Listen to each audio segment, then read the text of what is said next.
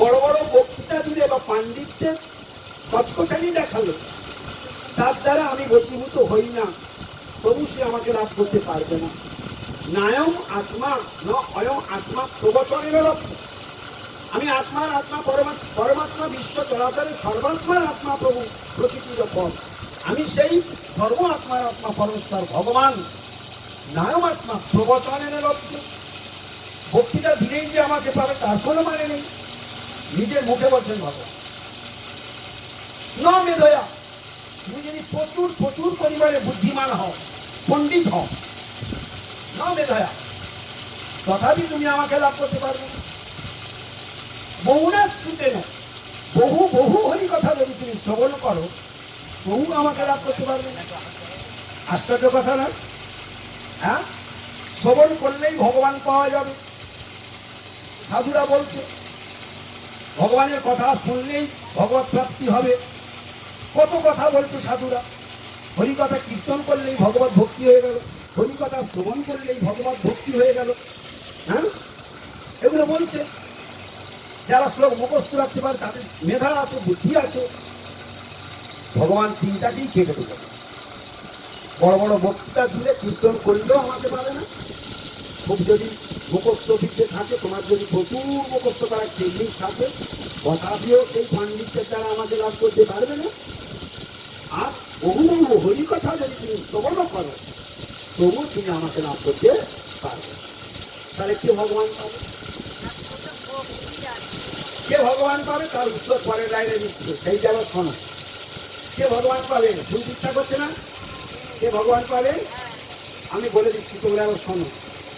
চমু এব এস বিনুতে তেন লভ্য। সবাই বুঝতে পেরেছো? উত্তর দেওয়া হয়ে গিয়েছে, উত্তর দেওয়া হয়ে গিয়েছে। চমু এব, সবাই বলো, জোরে বলো। চমু এব বিনুতে চম এব এস, চম এব এস বিনুতে তেন লভ্য। তেন লভ্য মানে তার দ্বারা ভগবান লাভ হবে, সে ভগবানকে লাভ করতে পারবে। তেন মানে তার দ্বারাই সম্ভব, লভ্য মানে লাভ হবে, অর্থাৎ সেই ভগবানকে লাভ করতে পারবে। চম এব এস বিনুতে, চারটে শব্দ। চম এব এস বিনুতে, সবাই বলো তো। চম এব এস বিনুতে, চম এব এস বিনুতে তেন লভ্য। চম মানে যাকে, বাংলা মানে এবার আপনারা মনে মনে ঠিক করুন। চম মানে যাকে, এব মানে অবশ্যই, এস মানে এই পরমেশ্বর ভগবান, বিনীত মানে পছন্দ করে। বাংলা মানে কি দাঁড়ালো?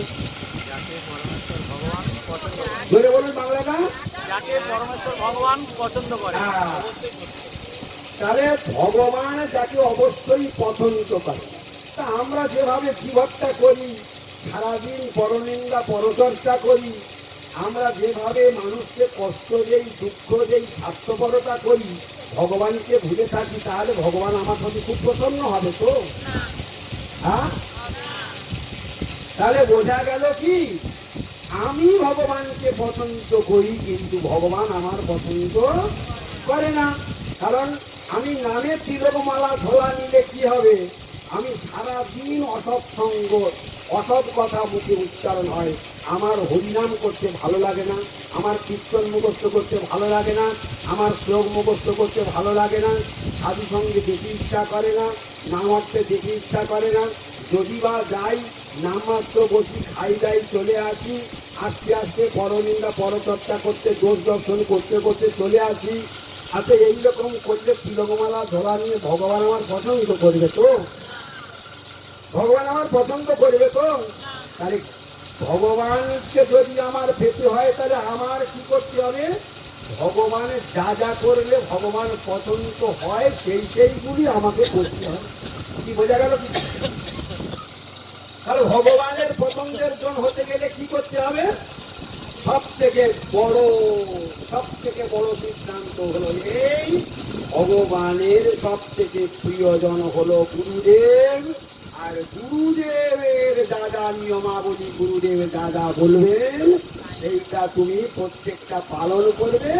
আর গুরুদেব প্রসন্ন হয়ে যাবে, আর গুরুদেব প্রসন্ন হয়ে গেলেই ভগবান তোমার উপরে জয় গৌর প্রেমানন্দে হরি বল।